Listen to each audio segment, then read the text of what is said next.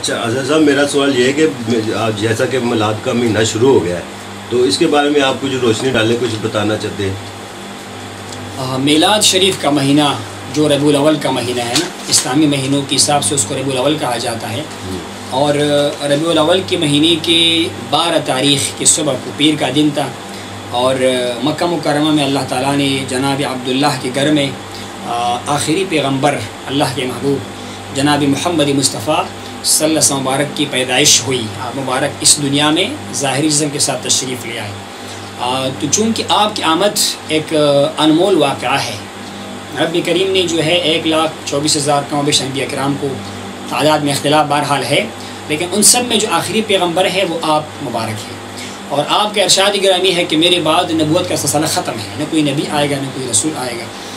اللہ تعالیٰ نے یہ کرم فرمایا، یہ مہینہ ہمیں عطا فرمایا، اس مہینے میں آپ کی ولادت ہوئی۔ بات یہ ہے کہ حضور کی آمد جو ہے یہ عالم کے لیے رحمت ہے۔ قرآن میں ہے کہ اے میرے حبیب، ہم نے آپ کو نہیں بھیجا الا رحمۃ للعالمین، بلکہ ہم نے آپ کو عالم کے رحمت بنا کر بھیجا۔ دوسرے مقام پر ارشاد ہے کہ قل بفضل اللہ برحمتہ فبذلک فلیفرحوا، اللہ کے فضل اور اللہ کی رحمت پر تم لوگوں کو چاہیے کہ خوشی مناؤ، خوش ہو جاؤ، خوشی کا اظہار کرو۔ جناب عبداللہ ابن عباس، جس کو حضور نے دعا فرمائی قرآن کے علم کا، وہ فرماتے ہیں کہ فضل خدا کیا ہے؟ محمد صلی اللہ علیہ وسلم، وہ ذات گرامی جناب محمد مصطفیٰ کے صلی اللہ علیہ وسلم، یعنی حضور کی آنے پر بھی خوشی کا اظہار ہونا چاہیے۔ اور حضور پاک نے خود، مسلم شریف کا حدیث ہے کہ حضور پاک نے خود جو ہے وہ اس کا معمول تھا کہ وہ پیر کے دن کا روزہ رکھتا تھا۔ ایک صحابی نے عرض کیا رسول اللہ کہ اس کی وجہ کیا ہے کہ آپ پیر کے دن روزہ رکھتے ہیں؟ تو حضور نے ارشاد فرمایا فیہ ولدت وفیہ انزل علیہ، اس دن میری پیدائش ہوئی ہے اور اسی دن جو ہے مجھ پر کتاب اللہ کا، قرآن مجید کا نزول ہو چکا ہے۔ اس سے معلوم ہوا کہ حضور نے خود اس دن کو اہمیت اسی لیے دی کہ حضور کے ولادت کا دن ہے۔ اور ایک روایت اور بھی ہے، یہ میں اس لیے عرض کر رہا ہوں، کچھ لوگ کہہ رہے ہیں کہ بس میلاد شریف کا مہینہ آیا تو اس مہینے میں جو ہے کوئی دھوم دھام کا ضرورت نہیں ہے، کسی تذکرے کا ضرورت نہیں ہے، جس طرح باقی مہینے گزرتے ہیں بس شریعت کا کوئی حکم نہیں ہے، کچھ کام کرنے کا ضرورت نہیں ہے۔ تو عرض کرنے کا مقصد یہ ہے کہ کئی چیزیں ایسی ہیں جس کی شریعت کے اندر امر نہیں ہے، شریعت نے حکم نہیں کیا، لیکن اس کے فائدے لوگوں کو نصیب ہوتے ہیں۔ مثال کے طور پر اللہ تعالیٰ نے ہمیں علم کی ترغیب دی ہے کہ علم حاصل کرو۔ حضور پاک نے فرمایا کہ مسلمان مرد و عورت پر علم حاصل کرنا جو ہے اس کا طلب کرنا یہ فرض ہے، طلب کرنا فرض ہے۔ لیکن حضور پاک کے دور میں ہمارے طرح مدرسے نہیں تھے، ہماری طرح درسی نظامی کتابیں نہیں تھیں، اس حیثیت جو حدیث کتابیں ہیں، اچھی کتابیں ہیں، بخاری، مسلم، ترمذی، ابو داؤد، نسائی، ابن ماجہ، اسی طریقے سے مرتب نہیں تھی۔ لیکن صحابہ کرام کے دور میں اور معاملات علم کا ایک دوسرے سے سیکھتے تھے، جاتے تھے، پوچھتے تھے، لیکن بعد کے دور میں ضرورت پیش آئی۔ اسی علماء کہتے ہیں کہ مدارس کا قائم کرنا علماء پر، حکومت پر لازم ہے، دینی مدارس کا اہتمام کرنا حکومت پر لازم ہے، ضروری ہے۔ حالانکہ حضور کے دور میں یہ کانسیپٹ نہیں تھا مدارس کا، بخاری شریف اس طرح نہیں تھا، مسلم اسی طرح نہیں تھا۔ اسی طرح حضور پاک کے دور میں کئی ایسے معاملات تھے جس کو اور طریقے سے کیا جاتا تھا۔ اس کا میں ایک اور مثال پیش کرتا ہوں۔ جہاد فرض ہے کہ فرض نہیں ہے؟ لیکن جہاد تلوار سے ہوتی تھی، جہاد جو ہے وہ نیزے سے ہوتی تھی، ڈھال وغیرہ ہوا کرتا تھا۔ آج کے دور میں کون پاگل ہوگا جو تلوار کے ساتھ جہاد کرے؟ آگے سے گولی چلی گئی تو تلوار تو کچھ نہیں کرے گا۔ اسی لیے دور کے ساتھ معاملہ، اصل مقصد کیا ہے؟ کافر کو مارنا ہے۔ اصل مقصد کیا ہے جہاد کا؟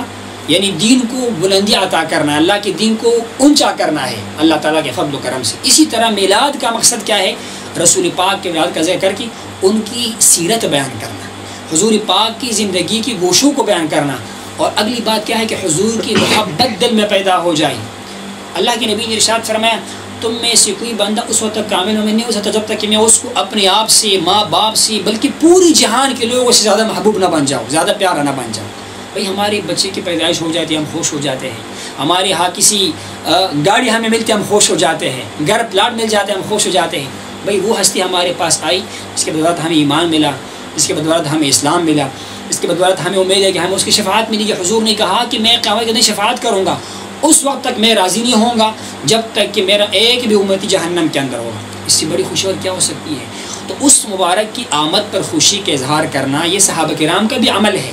حضور نے خود کیا کیا؟ روزہ رکھا، اور صحابہ کرام نے حضور کی پیدائش کا جناب عبداللہ بن رواحہ کے اشعار پڑھو، جناب حسان بن ثابت کے اشعار پڑھو، اس نے حضور کی پیدائش کی خوشی کو اشعار میں بیان کیا۔ یہ بہرحال سوال کوئی کر سکتا ہے کہ ایگزیکٹلی بار ربیع الاول کے دن یہ محفل کرنا یہ تو صحیح طریقہ نہیں ہے. تو اس کے جواب میں ہم یہ کہتے ہیں اصل بات یہ ہے کہ ہم بھی اس بات کے قائل ہیں کہ ایک دن مقرر نہیں کرنا چاہیے. آپ ہر دن، ہر پیر کو، ہر مہینے جب بھی موقع ملے حضور کی ولادت کا ذکر کرو. اور یہ امت کا معمول ہے. بڑی بڑی جو اسلاف گزرے ہیں اس موضوع پر کتابیں لکھی ہے. اور ایک بڑی بدقسمتی کی بات ہے چونکہ دور تبدیل ہوا نا، اچھے لوگوں میں بولنے کے غص آتے ہیں. میلاد کے نام پر لوگ جو ہے وہ ہم نے دیکھے ہے گانے کے محفلیں سجتی ہیں، قوالی کے محفلیں سجتی ہیں، مرد و زن کا اختلاط ہوتے ہیں. تو لوگ سمجھتے ہیں کہ شاید سارے پروگرام اسی طرح ہے. حیاذ باللہ. میلاد شریف کیا ہے؟ اس میں قرآن کی تلاوت ہو، اس میں حضور پاک کی اچھے اشعار کے ساتھ نہ ہو، جس میں شرکیہ کلمات نہ ہو، جس میں غلط کلمات نہ ہو، نعت پڑھی جائے، اچھا کلام پڑھا جائے، اور اس میں بیان ہو حضور کی سیرت کا، حضور کی اخلاق کا بیان ہو، حضور کی تعلیمات کا بیان ہو.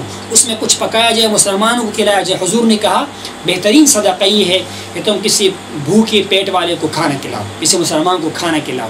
تو اسی لیے ہم یہ سمجھتے ہیں کہ میلاد شریف جو ہے ان 4-5 چیزوں کا آخر میں دعا کی جاتی ہے. یہ 5 کام اچھے کام ہے. قرآن کا تلاوت کرنا، نعت پڑھنا، یہ صحابہ کرام کی سنت ہے. آپ نے نام سنا ہوگا حسان بن ثابت حضور کا درباری ناخوان ہے، اور حضور نے اس کو منبر پر بٹھایا، اپنا چادر اس کو تحفہ پیش کیا اور اس کے لیے دعا کی کہ یا اللہ اس کو تائید حاصل کرو. جناب روح القدس کے ساتھ، جناب جبرائیل علیہ السلام کے ساتھ اس کو تائید فرما. حضور نے اس کے اپریشیٹ کی تعریف فرمایا. عبداللہ بن رواحہ شعر فرمایا کرتے تھے، جناب کعب اشعار کہا کرتے تھے، حضور کی منقبت نعت بیان کرتے تھے. اس کے علاوہ کیا ہے؟ بیان ہوتا ہے، وعظ ہوتا ہے. یہ ہے اصل میلاد شریف. اور اس میں سطر ہو، اس میں گانا بجانا نہ ہو، اس میں خواتین کے اختلاط نہ ہو، اس میں فضول خرچی نہ ہو.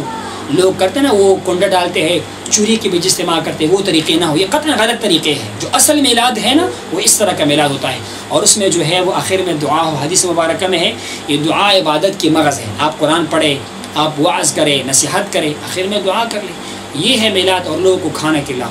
اور اس پر جو ہے تقریباً 20 کتابیں ہمارے اسلاف نے لکھی ہیں. مولا علی قاری، امام سیوطی، ابن حجر مکی حیتمی، ان لوگوں نے کتابیں لکھی ہے اس موضوع پر کہ حضور پاک کی ولادت پر خوشی کا اظہار کرنا چاہیے. لیکن شریعت کے دائرے اس کا سب سے بڑا فائدہ کیا ہے؟ میں ایک مثال پیش کرتا ہوں. انگلینڈ میں ہمارے ساتھی ہے، وہ میلاد کے دن جلوس نکال لیتے ہیں. مجھے خود ایک ساتھی نے واقعہ بیان کیا کہ ہم جلوس نکالتے ہیں تو دکاندار دکانوں سے باہر آتے ہیں، گورے جو ہے نان مسلم، وہ ہمارا تماشا دیکھتے ہیں کہ کیا کر رہے ہیں. پھر بعد میں وہ ہم سے پوچھتے ہیں کہ تم لوگوں نے کیا کیا. تو ہم اس کو بتاتے ہیں کہ اس دن کو 12 ربیع الاول کو ہماری پیغمبر کی ولادت ہوئی ہے، اور وہ ایسی ہستی تھی، ان کے اخلاق یہ تھے، وہ متاثر ہوتے ہیں، وہ ہمارے قریب آتے ہیں، وہ سیرت کا مطالعہ کرنا شروع کر دیتے ہیں. یہ سارے فائدے ہیں نا میلاد شریف کے. اسی لیے میلاد اس حدود کے اندر کرنا یہ مستحب طریقہ ہے. میں پھر آج کہوں یہ فرض نہیں ہے، یہ واجب نہیں ہے، یہ کوئی لازم نہیں ہے. لیکن جس طرح مدرسہ اس زمانے میں نہیں تھا، آج کل ہے. اس زمانے میں جہاد تلوار سے ہوتی تھی، آج کل جو ہے جناب والا وہ کسی کے ساتھ ہوتی ہے، کلاشنکوف کے ساتھ اور یہ راکٹ وغیرہ کے ساتھ ہوتی ہے.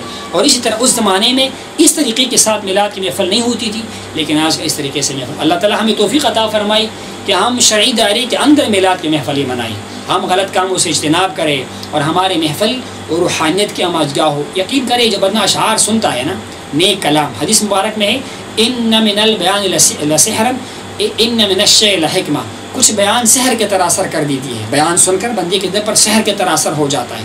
اور کچھ اشعار موزون کلام وہ حکمت ہوتی ہے، بندے کو حکمت سکھاتا ہے. آپ حضور کی نعت سنتے ہیں، آپ کے دل میں حضور کی محبت پیدا ہو. حضور نے کہا جب تک تم مجھ سے پیار نہ کرو، سب سے بڑھ کر تم مومن نہیں بن سکتے ہو. اسی طرح اشعار سے دل نرم ہو جاتا ہے اور اللہ کے نبی سے محبت پیدا ہو جاتی ہے. بننے میں ذرا بھی ضمیر ہے نا، جب کسی سے محبت ہو اس کے اخلاق کو بھی فالو کرتے ہیں، اس کی سیرت کو بھی پڑھتے ہیں. اس لیے میں سمجھتا ہوں اور ہم سمجھتے ہیں کہ میلاد شریف کے محفلوں کی یہ سارے فوائد ہیں، برکات ہیں. اللہ ہم اس پہ عمل کرنے کے توفیق نصیب فرمائے.